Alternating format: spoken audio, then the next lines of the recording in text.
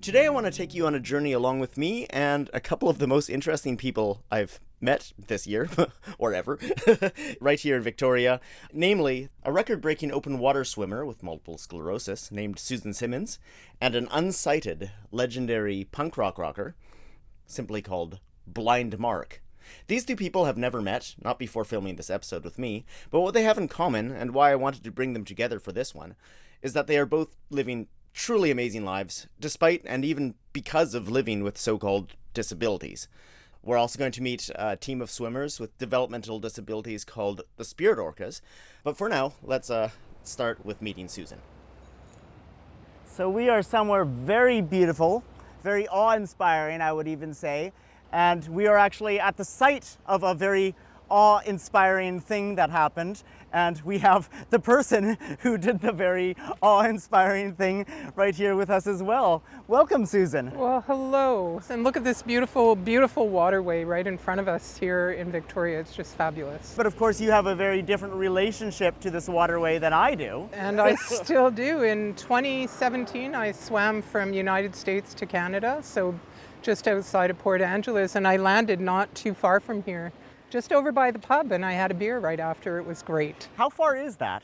The route was about 33 kilometers. 33 kilometers. And how long were you underway? I was underway for 10 hours and 6 minutes. That is 10 hours and 3 minutes longer than I feel like I was lost in there. Yeah, it was a beautiful swim. It was 11 to 13 degrees, no wetsuit, so a traditional swim. And I had an amazing crew of people with me that really are the reason that I made it across. I couldn't have done it without them. So what motivated you to do that?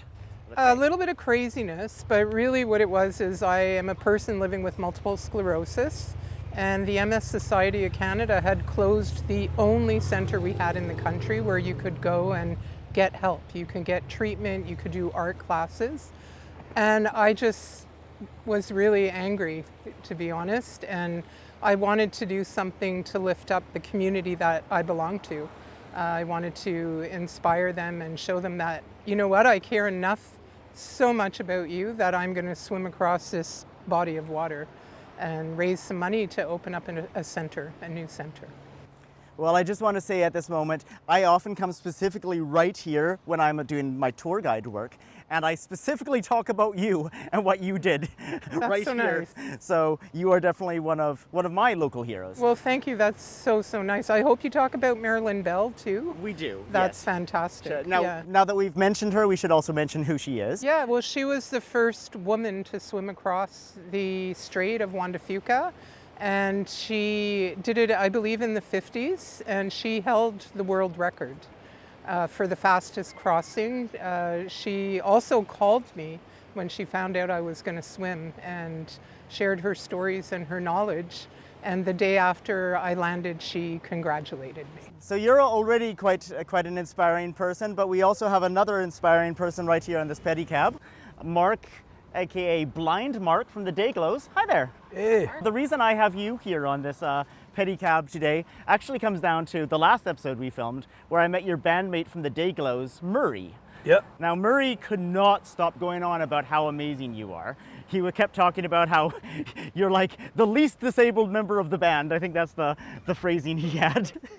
He gave me an opportunity to be in his band 25 years ago. 25 years ago, holy. Yeah. Wow. Because their original drummer, Bonehead, Jesus Bonehead, he basically couldn't get across the border, and they had a tour lined up down in the States. So they called me up. Murray basically was like, okay, I got some good news. You're in the Dayglows. Bad news is we got our first show tomorrow in Seattle, and we got 35 shows and down the West Coast. So basically we just left the next day. I think we practiced once, and then full-time drummer since, I guess, the fall of 2010. But you're not just a drummer, you're also like a lead vocalist in your own band. You're wearing the shirt for your band, the Isolated Earthlings. A little bit of shameless self-promotion here, yeah. The Isolated Earthlings. Yeah, and you play the guitar. So you I play the guitar and vocals. Like it's basically like I write all the songs, and then I got buddies of mine that help me play them live.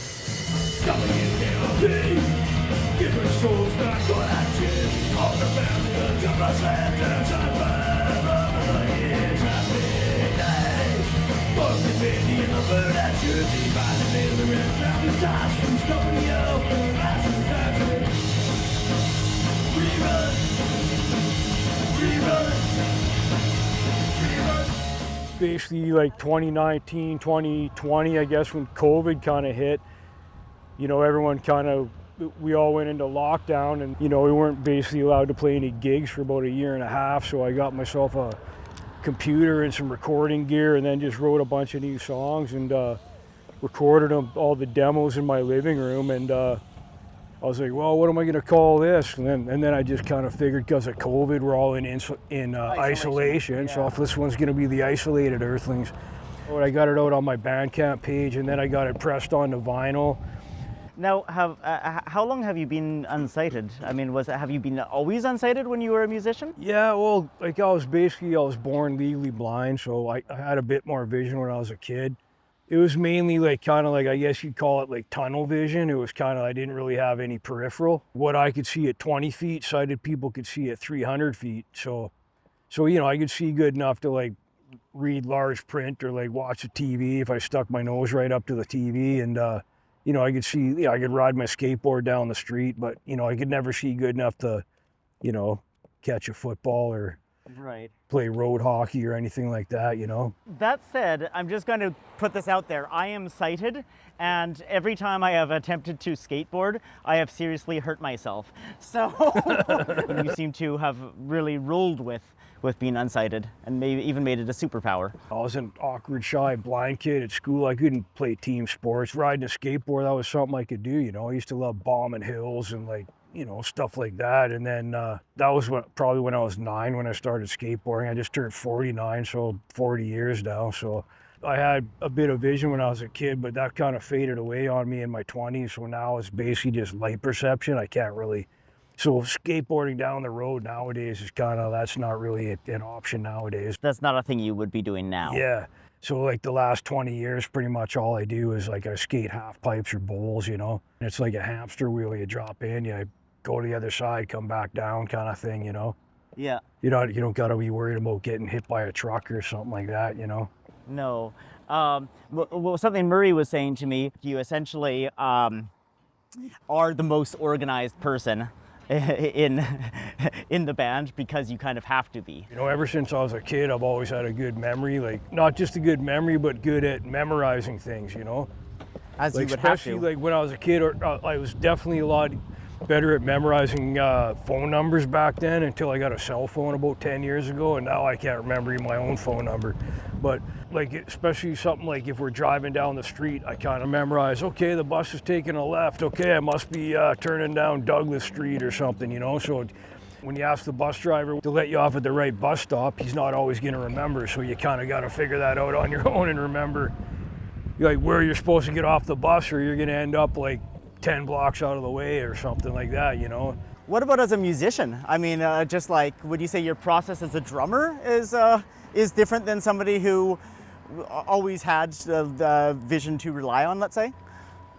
Yeah, I mean, when I set up the drums and before we play, I just kind of mess around, do a bit of I guess you'd call it like a little drum solo, just to make sure I'm hitting everything in the right proper positions and all that, Right. And And then I got to make sure when we're playing live, I just got to make sure that I get lots of the vocals in the monitor there so I can hear them talking about what the next song's going to be and that kind of thing. And obviously there's not a whole lot of eye contact and visual cues going on when we're playing live, you know? Yeah, well, when I've been on stage, sometimes I've actually been overwhelmed by the things that are just happening in front and around me. Like sometimes the stage lights are just so bright, you know what I mean? Or, Yeah. you know, you're seeing something happening on stage. Maybe your attention's on, not that I've had to deal with this much, but like your attention's on the mosh pit, your attention's on this or that. And so I think maybe for you, I could imagine that you are also kind of able to be really... Well, able to get more into the zone because I'm not being distracted. Yeah. Yeah, no, that's true for sure. I totally hear that. And plus also, like when I'm behind the drums, like I'm kind of like locked into my own little zone waiting to start the next song kind of thing, you know? Yeah, now you've always been in bands with your buddies, so maybe you haven't had to encounter this so much, but is there an aspect where you kind of felt like you had to challenge people's preconceived notions to be able to be like a touring musician going around the world doing all of this stuff? You know, I mean, kind of one of the side effects of being blind is people kind of just assume you're a feeble, weak, useless weakling that can't tie their own shoes, you know? So you kind of just got to roll with it and just not let it bother you and just keep doing what you're doing. I guess, you know, my track record kind of speaks for itself, you know? And like I said, if someone has a problem with it or they get kind of freaked out by it, then it's kind of, you know, it's kind of on them because I'm just doing what I'm doing, so. By this point, you definitely would have like challenged all the haters, so to speak, right? Yeah, I mean, the thing is, they're not really haters. Most people are they're good people. They just haven't been around blind people, or they haven't been around, so people just kind of get awkward and they try to like overcorrect or try to be more helpful than they need to be. And you know, I mean, even just in general in life, like when I'm walking down the street and I stop at an intersection or something like that, and like some helpful good Samaritan wants to help me cross the road, I usually just let them, even if I know what I'm doing, because it makes them feel good about themselves, makes them, you know, and then maybe they'll help the next blind person that actually does need help, you know. That's right. So you know, when people try to like be overly helpful or whatever, I don't get offended by it because I know it comes from a good place for the most part, you know. Right. In our society, like we think in terms of like, oh well, these people who are less abled than us.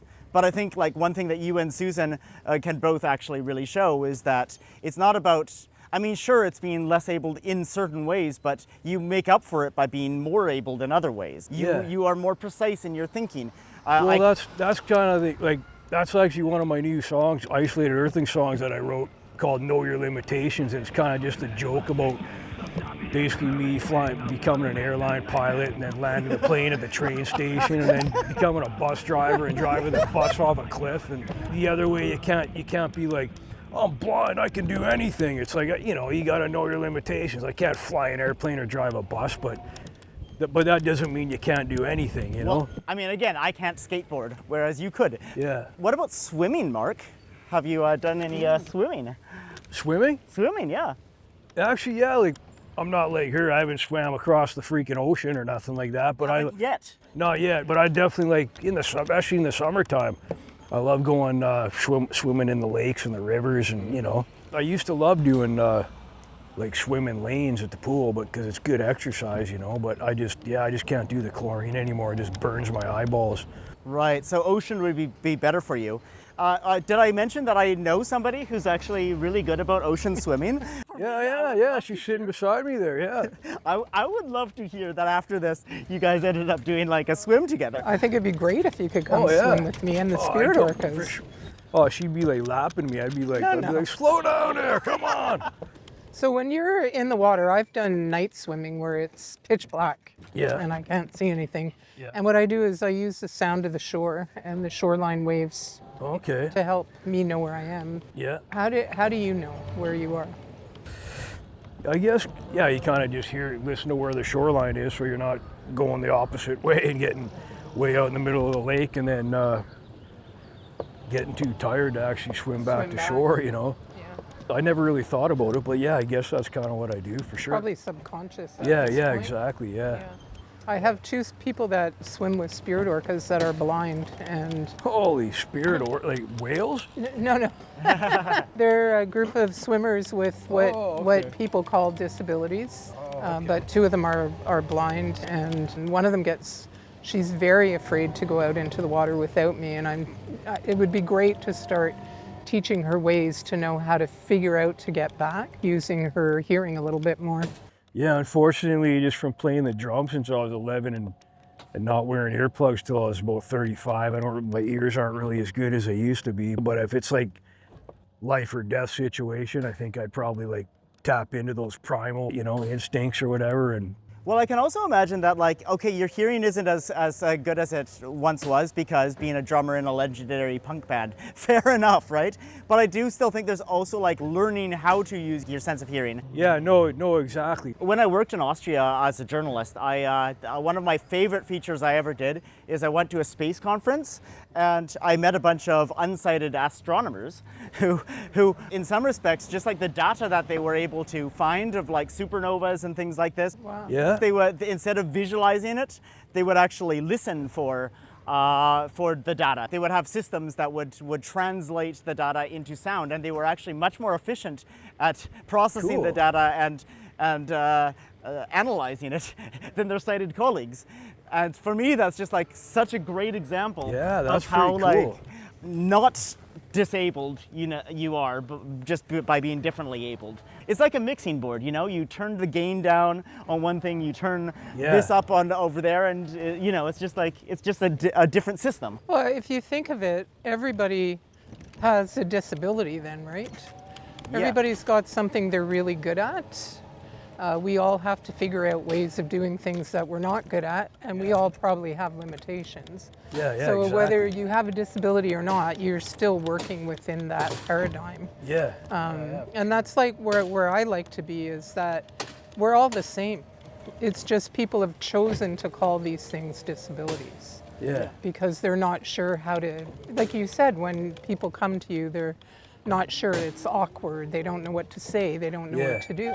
Now speaking of disabilities, our secondary pedicab at the moment seems to be dealing with a little bit of a disability. So, okay, where were we? Well, just the way that people think about disabilities. I mean, the world was built for the standard version. We're the extraordinary. We're like the X-Men. Because we have We don't take things for granted. You just play the cards you're dealt and you get through life, Yeah. Don't sweat the small things and Yeah, and we find ways to do whatever it is that we've got to do or we want to do. Well, I mean, the other thing is, also if you're neurodiverse, so I'm ADHD and OCD, right? So, I've also had to learn coping mechanisms so that I don't end up falling victim to certain compulsions. So for example, and I think I probably have this in common with Murray, to go back to your bandmate, we're both kind of scattered in our brains, or we can focus very much in certain ways, but in other ways not so much. Yeah. Right? And, Yeah. and so as a compensation thing, that I actually really leaned into obsessive compulsive disorder, which comes with its own things too, like leaving the house and checking the front door. Oh, I probably got a bit of that too. I'm always doing that. I bet you do. Triple checking the door and making sure the garage door is closed.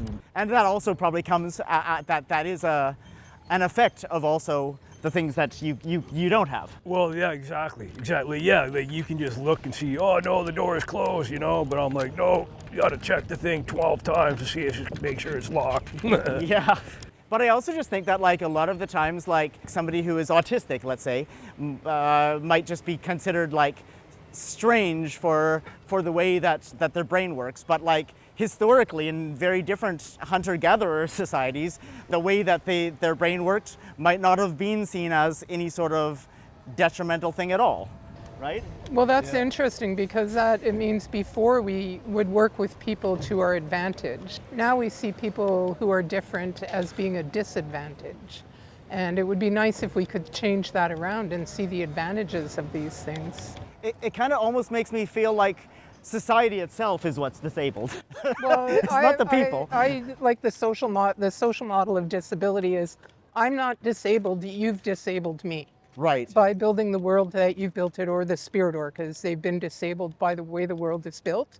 And we need to learn to build a world that's for everyone, not just for the easiest to serve people or a set group of people. Another thing that I find is where most disabled people that I know, and I've been part of the CNIB since I was a kid, so I've met people over the years with all kinds of physical disabilities, and you know what?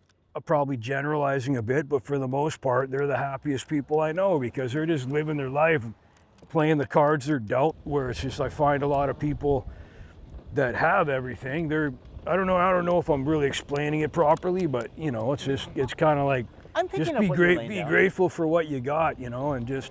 Yeah. Well, I call it a victim's mentality. Yeah, I was gonna say that, but I Yeah. didn't want to be politically incorrect and get kicked off the freaking cab. So, okay, you're she gonna said let me it. get She said kicked it for me. off. Hooray! I'm liking this. Nice one, Mark. Awesome. No, when I was first diagnosed with MS, my doctor said, stay home, don't exercise, don't change your diet, don't, just stay home. And it created this victim mentality. I'm a victim of my disease. 10 years into it, I was like, this is not going to end well for me if I don't change something. And that was when I started swimming. And that's the Spirit Orcas. Like this, 2 weeks ago, they swam around Pender Island in 12-degree water. Yeah, that's And crazy. it is crazy. It's They're still pretty damn selves, cool. right? Like they're just getting out there and just doing all of these really amazing things. And I think that's what we all need to do, is embrace that. Yeah, Whether we no, have for what sure. society calls a disability or not. Well, I also think, and I think this is something really great about what you're doing at the Spirit Orcas is like, I think once you have had some experience, like being successful despite the challenges, even because of the challenges, and look at you now. It's like this also alters your own perception of yourself. I would call it a privilege to have the experience of obstacles, challenges that you have the opportunity to overcome. Because psychologically, the impact that has can be really quite profound. I agree. I mean, I think MS has made me stronger, more resilient. Not that I want anyone to have MS, because it can be a very cruel disease. But the way that I've lived it is I've just said, no, I'm going to do all these things that I was told not to do and keep getting stronger and be happy doing them. And I've had so many incredible adventures. Like Juan de Fuca was just one of them. Oh man. You know, I swam in so many other places too that people haven't gone before. So yeah, and I just keep mentally getting stronger and stronger. Yeah, that's awesome. I don't know if you found that traveling, like traveling when you're blind. I'm sure it can be unsettling at times, but the more you do it, the more resilient you become. Yeah, no, definitely. Like I went over to Europe with the Dayglows in 2012, and I was just kind of thinking, what's it gonna be like going to Europe, like being blind? It's like I'm not gonna be able to look at all the ancient castles and check out all the architecture and all that. But you get there, and I'm like, the birds are chirping differently, and the sirens are different. Like so, it's like all the audio. Like sounds, it's all Everything's different. different. Yeah, and it was really cool, Well, we're at the Crystal Pool now. That's our next stop, and I think that's your last stop for today, Mark. Yeah, you betcha. Hey guys, Hey. why don't you come on up and meet my friends? Hello. Nice to meet you. This is Mark. I'm Mark. Nice to meet you. Mark, this is Meliah Hey, Meliah. Nice to meet you. and Maria And Maria. Nice to meet you. Meliah, and Maria. Dixon Dixon. and Noel. Oh, well, awesome. And they're Spirit Orcas. I was telling Mark how you use your phone to read groceries when you go to the grocery store. Yeah, He uses stuff like that too sometimes. yeah.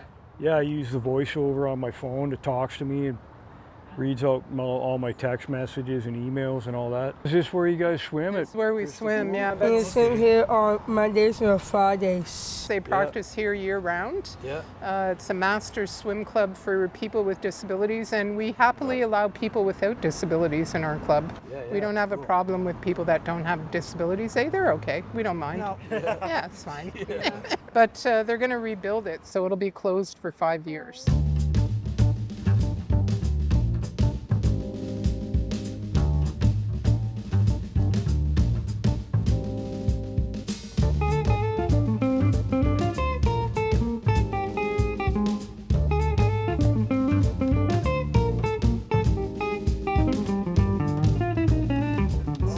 going to have a pool. We'll have nowhere Not to happy. swim. Yeah. It's very sad. We're not sure where we're going to go. It's close.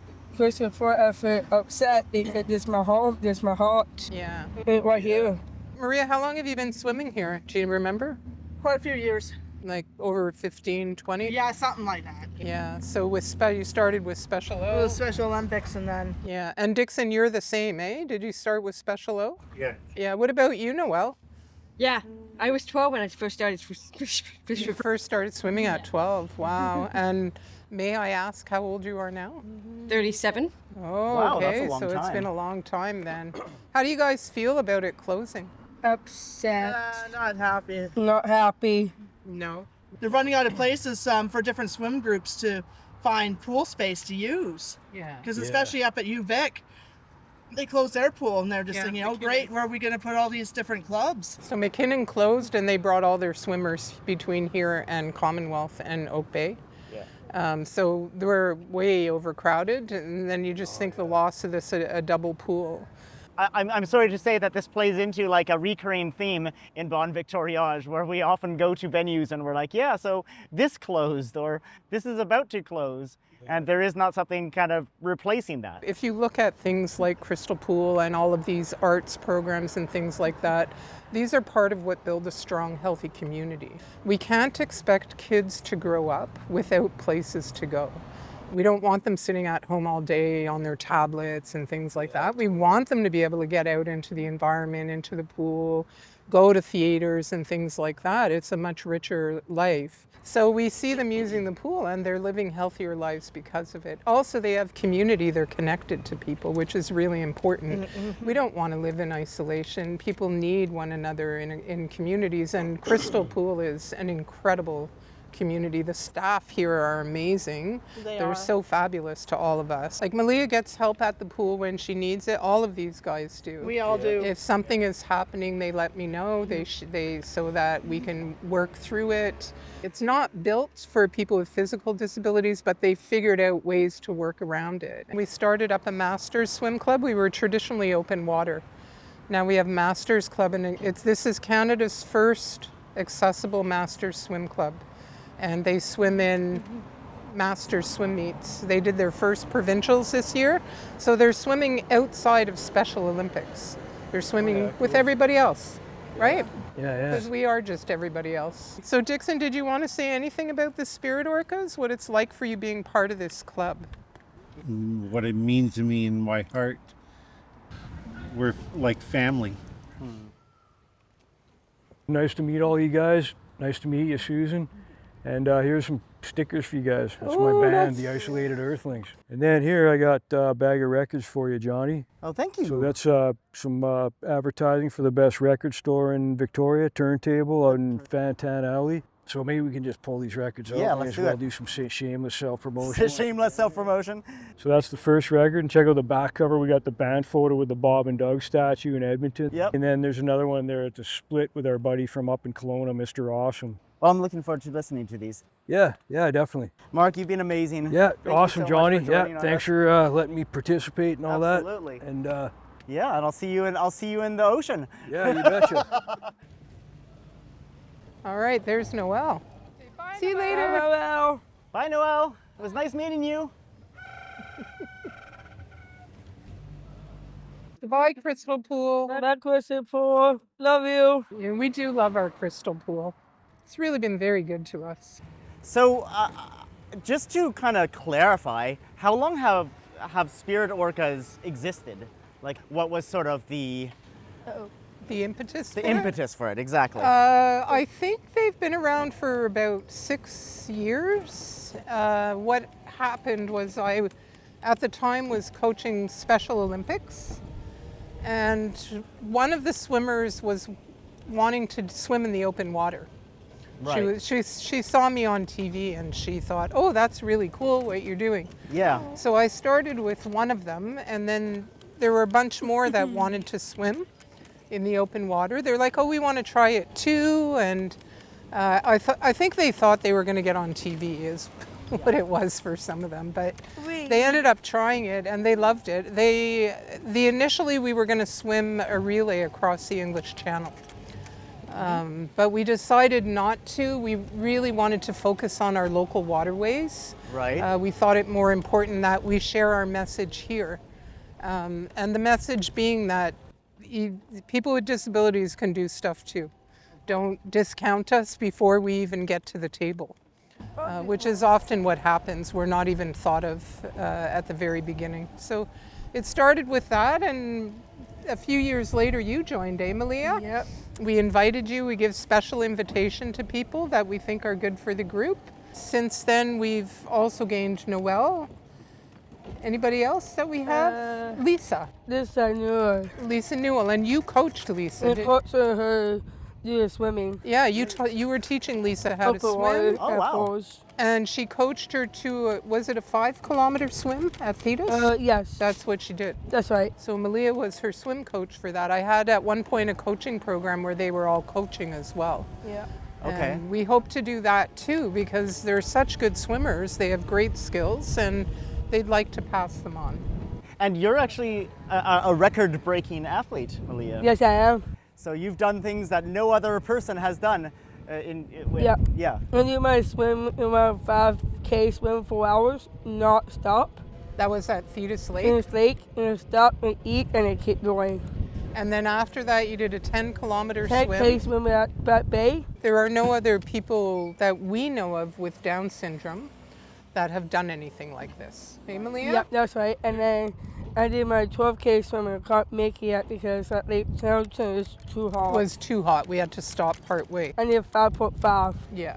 But you swam in the Great Bear Rainforest. Yep, Rainforest, Pender Island, Dr. Allen. north and south. Yep.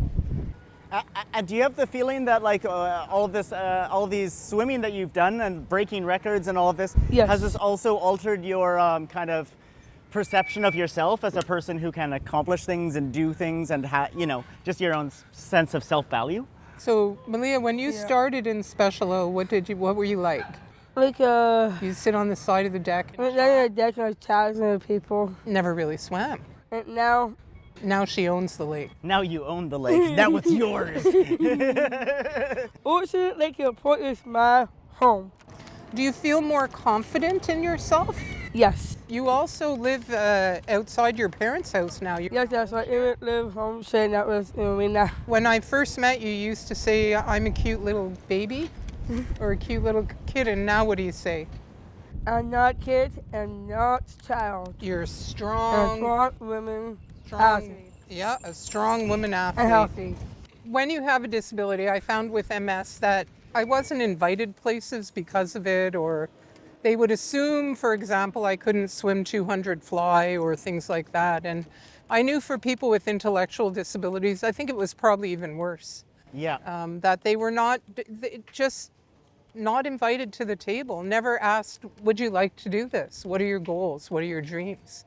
And I kind of wanted to flip that on its head and create opportunities where with Spirit Orcas, we stand beside them and help them achieve their goals. They decide what they want to do. Right. So they decided they wanted to swim Pender Island, and we just stood beside you or swam beside you. Yep. In I your love that. case. And make you do it. Yeah, and make sure that everything is okay as they're doing it, and they have the support that they need. And actually, Meliah's done a lot more than most people without disabilities. I don't know a lot of people that have done a 10K swim. Yeah, I have disability, I have Down syndrome, and I'm blind. I can't see well sometimes. Yeah, but you still get out there and swim. Yeah.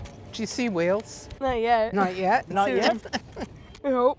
but eventually. I think you did, didn't you, Susan? I've had whales on my swim. Hat pack and orca, right, Susan? Yeah, I actually had orcas in Juan de Fuca. And seal. And I've had sea lions too. Can you paint me a picture of what that's like? Well, on the first time it happened to me, the whale was actually under me. I didn't see it, I felt it. Yeah. And I knew it wasn't boat wake, and I was terrified. So I just told myself, you got to stay in the water and keep swimming. Because if you get out now, you're never going to get back in again. You're going to be afraid for the rest of your life. Right, yeah. And then after that, it's just part of where I am. I just swim and they're there, and I trust that they're not there to hurt me. I don't think I taste very good. Yeah. So Yeah, and It'd be a bit it's chewy. more of, it's just, I feel privileged to be able to swim in their environment. Now, I know that sometimes you have had to abandon a swim on Yeah. occasion. As much as I would like to keep going, this is a limitation that I don't want to cross. Yeah, so I've had it happen on 3 swims.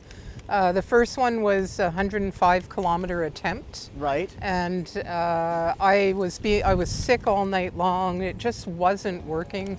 And I knew I was damaging my body. And if I went further, I don't know what would have happened. So I chose to exit, and I was completely fine with it. Live to swim another day. Live to swim another day. And the whole reason for swimming is to be healthy. So why would I want to push myself to the point of being unhealthy? I've been hypothermic. I attempted a double cross of Juan de Fuca and lasted 7.5 hours in 9-degree water. You had to cut out Lake Cowichan because it was too hot. Yeah. Yeah, so I'm at peace with me exiting a swim. I don't want my crew to have to pull me out of the water half dead. I don't No. think that's smart. I know some people will push beyond. I'm not one of them. You know, I think it sets a bad example. So if it doesn't happen, it doesn't happen. In the meantime, I was thinking we should get Johnny in the cold water, but he's not biting. Yeah. Hey, I didn't say no. I might regret it when I'm doing it. But to be perfectly honest, Susan, I mean, part of also why I approached you was because multiple sclerosis is something that I've carried with me my whole life without actually having it, because my grandmother and my father both had to live with this condition. And so because we knew it was a genetic thing, it's something that I'm acutely aware of, and I've been watching for signs of it my whole life. And if God forbid it ever would happen, it is nice to have role models existing in the world who are doing all of these amazing things. Thank you, that's very kind of you. And I believe that no matter what you're confronted with in your life, Johnny, you're going to be a spectacular person. So, Oh, thank you. you know, you're all good here. But yeah, like some people have it a lot harder with MS, and I recognize that. I feel it's my duty to help them. And that was part of that swim across Juan de Fuca and keeping the MS Wellness Center going. I do have problems. You know, I lose my balance a lot, things like that, or I have to monitor my training. I can't train like everyone else. Yeah. But you know, whatever I can do to help others that have the diagnosis, I'm going to do it. The biggest thing is I don't ever want anybody to be alone with that diagnosis. Because it's scary. And I think, like, historically, it certainly was looked at as very much of a death sentence. Absolutely. Well, the other thing is I think because our society, our medical establishment is so risk averse, as soon as they find out you have something, it's all of a sudden your life ends. When you go into doctors or hospitals, everybody tells you what you can't do or what you shouldn't do. And it's all of these things that prevent you from living a life. Yeah. People with intellectual disabilities, or what we call intellectual disabilities, people just see them as being less than, and they're not less than. They're completely capable of living incredible lives. Yeah. Meliah, you live you live in a home share, so Yeah. you have a roommate. That's right. You're very independent. You go everywhere by yourself Sometimes, not all the time. most of the time. And you not only are you somebody with Down syndrome, but you're also legally blind. Yeah. And you're doing all of these amazing things. And I've seen some of your YouTube videos with the recipes. oh, her cooking show. Yeah, your cooking show. Yeah, we have a little cooking show going for her. She's going to put out a cookbook too. That's part of the spirit of Spirit Orcas, is to show that there's capability there, and we're not here to die, we're here to live. Now, you chose swimming because that's also good with multiple sclerosis. I saw them. Well, yeah, I chose swimming because it was a way to exercise and stay cool. And for myself, if I overheat, it'll cause an MS attack, and many different things could happen with that. I could go blind, I could be paralyzed, the list goes on and on. So it was a way to get fit and healthy without having to have that worry to the degree that I would if I was running. Right. And then the other reason was I was a swimmer as a child. I swam up to the age of 15. Did doctors ever say anything about swimming when you were like first diagnosed? When I was first diagnosed, I was told not to exercise. Be really careful what you do. And that's what I did for 10 years, and I just got sicker and sicker. Right. And then I went, well, that's not right. I'm going to try and change this. And I started swimming. My most recent neurologist, when I say, how do you feel about me doing this? He goes, well, you're going to do it anyway, so just stay safe when you do it. And he encourages it. He's like, you're living a good life. This is also right here. Yeah, you swam here. Yes, right Did you? here. I'd be a little terrified with all these waves and the wind and the... I love waves. You do? We do love swimming in the waves. It's Because pretty waves- fun. Waves come up And they push you, and push me make forward. you super fast. If you're going the right way. Meliah, there's a great big kelp bed over there. Oh no. And that's where we landed for leg 7 or 6 of the Great Big They're Swim. freaking me out all the time. Do you remember what was the Great Big Swim? Look at this money for COVID. We raised money for COVID relief. How did we do that? We started to swim to there and then to the corner. All the way around, eh? We started at Brentwood Bay and we swam to Colwood. 80 kilometers in 7 weeks. Yep, that's right. So this was the leg 7 when people realized that we were going to make it. The first few legs that we did, people were like, yeah, nah. Well, this is aspirational. Yeah. But then they're like, wow, they're really doing it. And we started amassing a bunch of followers. And this is the final leg of it? this was the final leg. And what we did was we landed on that side 1 week. And we started here the next because I didn't want them going through the currents. Sometimes the currents can like force you to change your approach. I think even with your Juan de Fuca trip, right? Well, I was training down that way one day and I got turned around pretty quickly. And I ended up on the other side of Clover Point within seconds. My crew couldn't even keep up to me. It happened so fast. Right. So that's how powerful they are there. Wee! Whee! Let's do some donuts! Clover Point donuts!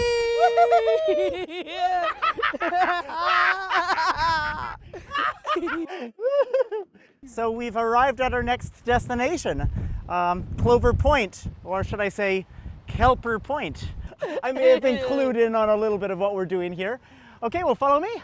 So let's show Johnny where we landed. All right. This was leg 6 of the Great Big Swim. Yeah. Yep. So we landed here. We came all the way around. And Meliah, what is out there? Type. There's kelp. Right. So do you want to tell Johnny what happened when you swam into the kelp? Freaking me out. Freaked you And I out. started crying and in the bathroom I couldn't hold it. Oh no. Oh no. And you were screaming. Yep. But then we got together, Meliah and I talked about it. I came over, and what is this special about seaweed for us? Like sushi. Sushi, Yeah. which Meliah and I like to go out for sushi, so we pretended we were in a big sushi restaurant, and then we were able to get to the shore. Just swimming around it. Around it. But it's the underwater forest, so, and that's where the seals like to go. Oh yeah, I see you swimming beside me all the time. Okay, so you're a seal whisperer. Yep. I'm like, oi, oi, oi, oi, oi, oi, oi. Or maybe not a whisper. Yeah. Not Seal yet. setter.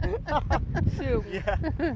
So they started at Brentwood Bay and they did about 10 to 12 kilometers a week Wild. over 7 weeks and finally It made raised- it to, yeah, to it raised Colwood. money. Yeah, they raised around $7,000 for COVID relief, which was a really nice achievement. It all started, there's another spirit orca named Ben. Yeah. And he just announced to me one day, hey, I'm going to swim from Mill Bay to Brentwood Bay.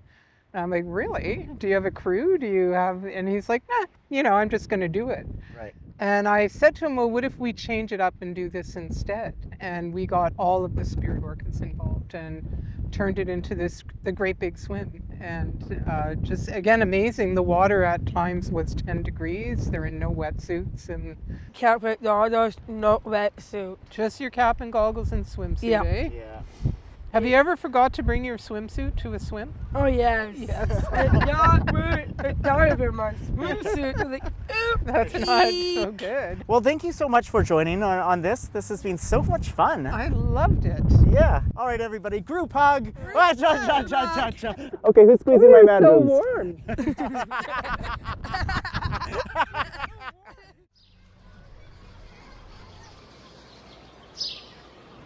One, 2, 3, go!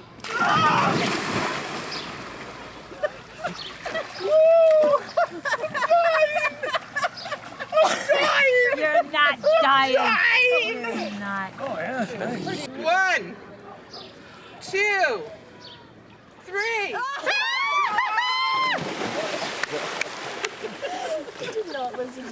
Okay, Marc had way more style than either of you. Marco! Polo!